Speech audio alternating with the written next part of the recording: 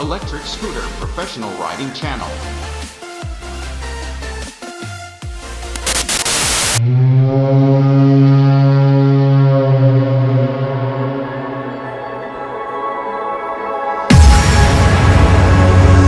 Welcome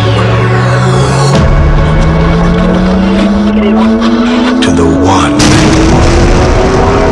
and only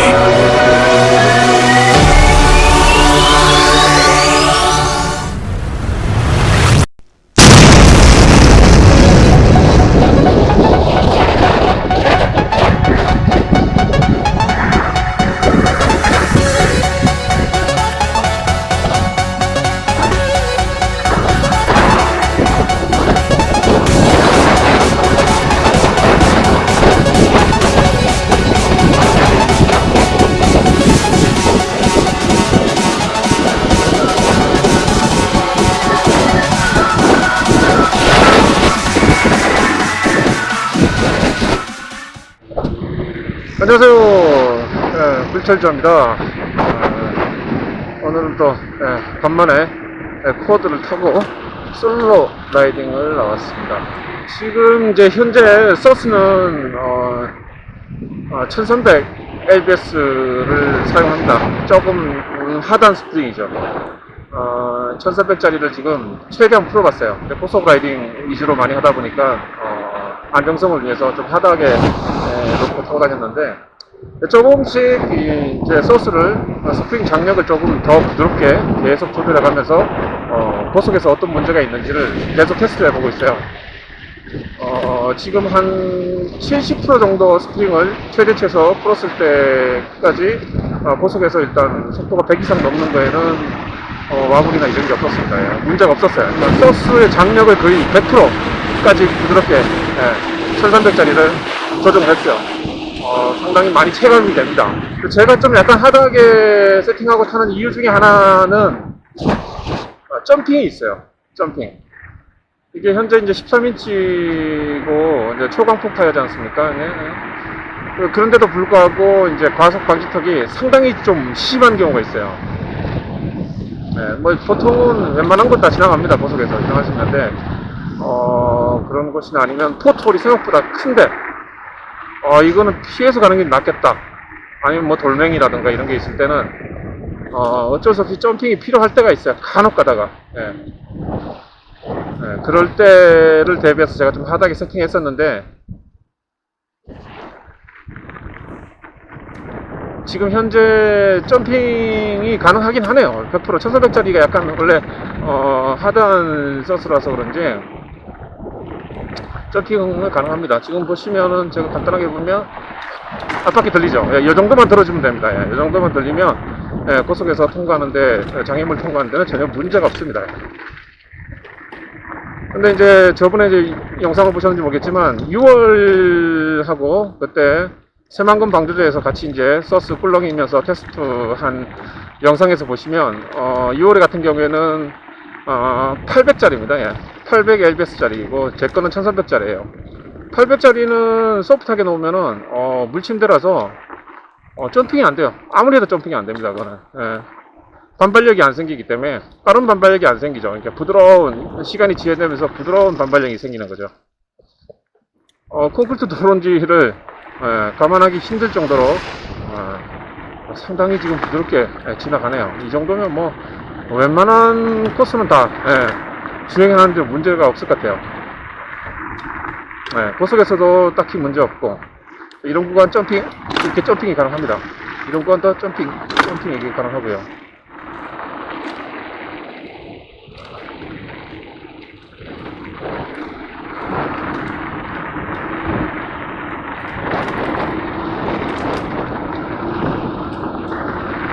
경사가 점점 심해지고 있네요. 노면도 지금 어떻게 약간 좀 거지 같은 빨래판 도로예요. 이걸 막 썬더로 아마 타고 오시면 이것을 욕먹을 겁니다, 아마. 헌터는 일단 바퀴 인치 수가 크고, 소스 장력 조정이 유동적이라서 본인에 맞춰서 이렇게 세팅을 하시면 큰 무리가 없습니다. 웬만한 길은 다 무리 없이 갈 수 있어요. 상황의 노면들 따라서 LBS에 따라서 제가 800 LBS짜리는 가지고 있습니다. 예. 800도 테스트 해봤고 1300도 테스트 해봤어요. 1000짜리는 테스트를 못 해봤습니다. 네. 그래도 그 주변값이 어떤 건지는 잘 알고 있죠.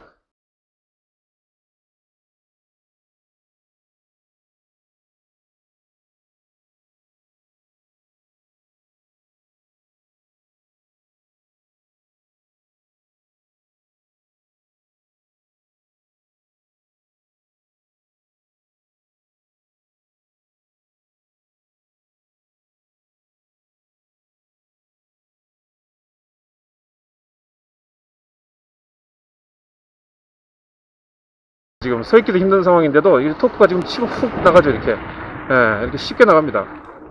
전혀 무리 없이 어떤 상황이든 토크가 발생합니다. 몸무게, 뭐 전압, 뭐 이런 거 상관없이 원할 때 훅 이렇게 나갑니다.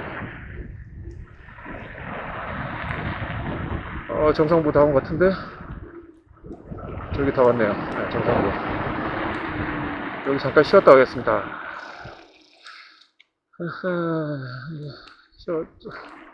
커피를 한잔 하고 그러고 가겠습니다.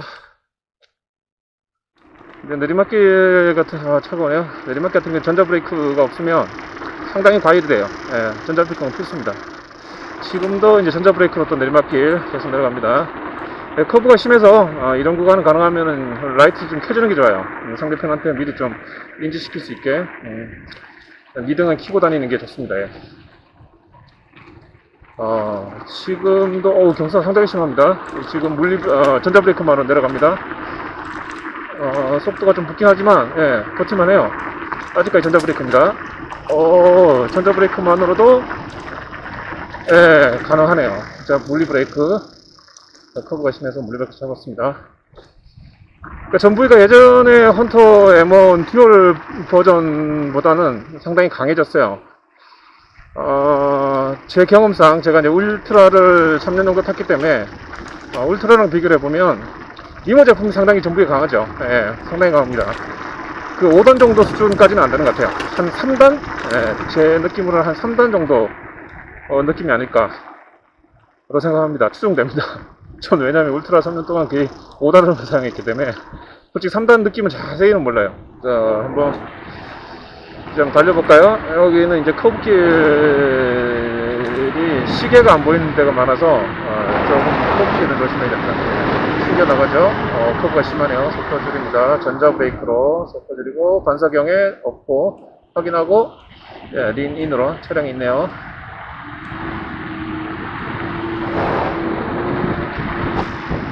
차량 떠 있습니다.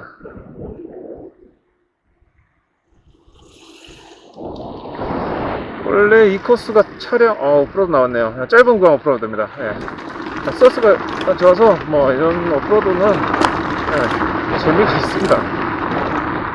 마지막 점프 이렇게 점프 해주면 됩니다. 턱이 있어서 이런 점프 때문에 서스가 조금 강성이 조금 있긴 있어야 돼요. 지금 가방턱이 아주 약하지만 예를 들면 이런 걸 점프하면 이런 식으로 이렇게 점프가 가능한 겁니다.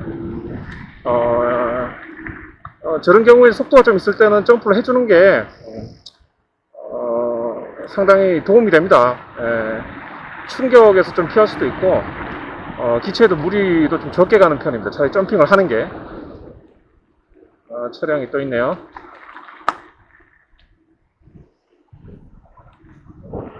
자, 터닝 돌아갑니다. 앞에 차가 있네요. 급가속이 상당히 빨리 되는 편입니다. 코드는. 토크가 좋아서 약간 경사가 있습니다. 그리고 대청호 주변이 보이고요. 지금 언덕길입니다. 계속 저 위 정상까지 언덕길입니다. 한번 당겨보겠습니다. 쭉 치고 이렇게 나갑니다. 10 넘었죠. 속도 줄입니다. 여기가 제가 다니는 코스 중에서는 와인딩이 가장 많은 곳이에요. 그러니까 짧은 구간에 와인딩이 가장 많은 곳입니다. 여기는 뭐 불과 한 10에서 15km 정도밖에 안 되는데 와인딩이 한 최소 100번 넘습니다. 아주 심한 와인딩이. 그래서 제가 이제 즐겨 찾는 것입니다. 큰 와인딩보다는 작은 와인딩도 상당히 많아요. 그러니까 쉬지 않고 S커브가 계속 연속입니다. 한 10몇 킬로 동안을. 예. 그래서 제가 상당히 좋아를 합니다. 이런 데서 연습도 많이 하고요. 이런 게 문제입니다. 이걸 추월을 할 거냐 말 거냐 잘 판단해야 됩니다. 왜냐하면 연속 S커브이기 때문에 직선 코스가 거의 없어요. 추월할 공간이 이렇게 많지가 않아요. 차량은 빨리 갈 생각이 없는 것 같아요. 그래서 추월을 해야 될 것 같습니다. 여기 찬스가 나왔습니다. 찬스.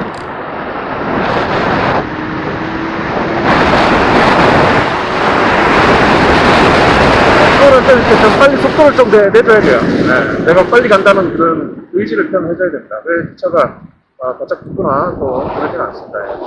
와인드 코스네요. 터보가 심합니다. 위드로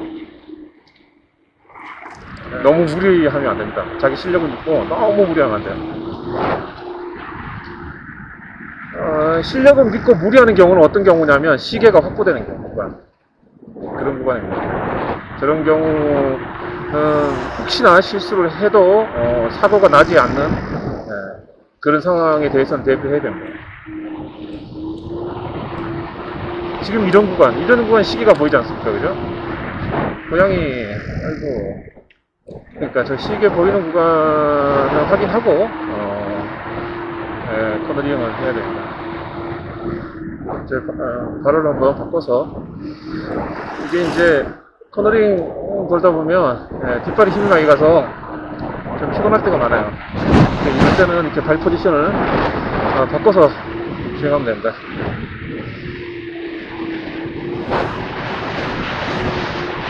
지금은 린하우스를 구사하고 있어요. 린하우스는 원래 저속일 때, 급커브를 돌 때 린하우스를 쓰는데, 좀 이것도 익숙해지면 한 중속까지도 가능합니다. 고속에서는 좀 어렵고요.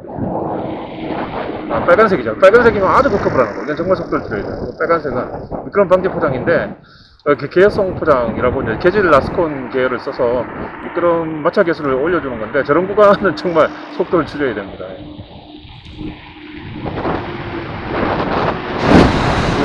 없습니다. 린인을 좀 심하게 자세를 좀 취해봤어요. 이렇게 중앙선을 넘어온 차들이 있어요. 이게. 그래서 조심을 해야 됩니다. 주로 내리막은 앞브레이크를 사용해야 됩니다. 아주 급정지하는 커브길에서 급정지하는 상황이 아니면 조금씩 앞브레이크를 계속 쓰면서 속도를 내리막에서는 줄여주는 게 훨씬 효과적입니다. 자, 라이트를 켜고 내리막입니다.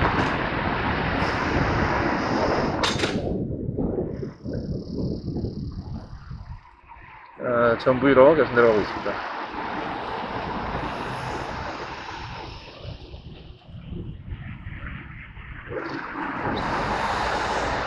신호 감응신호네. 감응신호. 감응 센서가 있어서 좌회전에 진입을 하게 되면 그 이후로 신호를 주는 그런 교통체계입니다.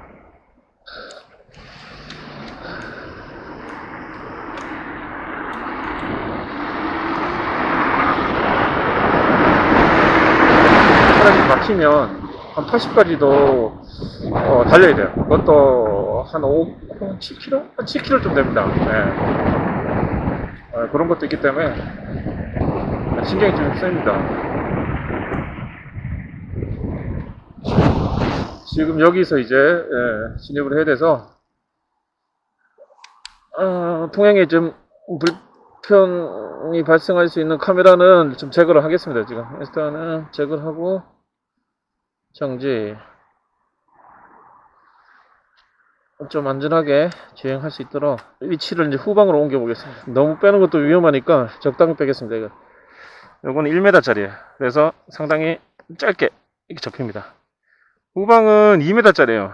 지금 현재 한 1.5m 뺐고 한 더 뺄 수 있습니다. 2m까지. 댐퍼 한번 확인해 볼게요. 댐퍼 함정은 괜찮네요. 자, 출발해 보겠습니다. 차량이 없을 때 출발해야 됩니다. 자, 가겠습니다. 차량이 아직도 없네요. 없을 때 이거를 지금도 약간 완만한 오르막입니다. 네, 지금 바람이 좀 많이 부네요. 여철 구간이 있습니다. 이런 데 조심해야 돼요. 여철 구간. 이럴 때 여철 구간을 계속 불안정한 진동을 받으면 와불이 올 수 있어요. 이거는 이제 내적 와불이 아니고, 그러니까 지연 매트리스랑은 문제가 없는데, 외적 와불이 오는 거죠. 외부의 영향으로, 핸들이 살짝, 흔들리면서, 다시 이제 제자리로 돌아가려고 하는 그런 와불이 생깁니다.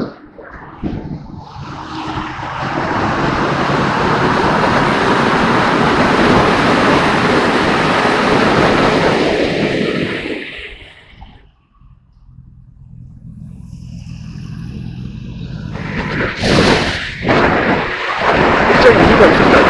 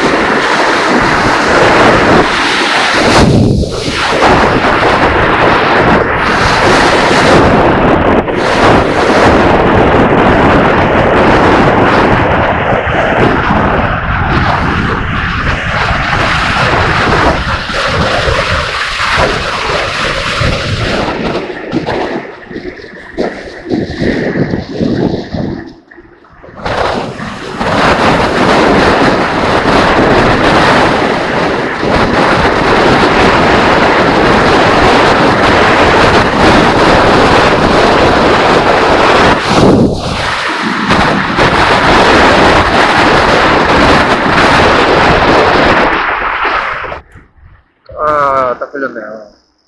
우회전 전형이죠? 네, 이때는 하위차선에서 두 번째 차로에 이렇게 대기를 해야 됩니다. 또 점핑을 하다가 착지할 때에 좌우 균형이 안 맞으면서 넘어지는 경우가 종종 있어요. 정말 주의해야 됩니다. 그거는 발 포지션을 앞뒷발을 중심에 맞추고 아무리 심한 점핑을 해도 균형이 흐트러지지 않는 걸 착지할 때 않는 걸 알게 됐어요. 단 코너링에서 점핑을 하면 안 되겠죠? 네.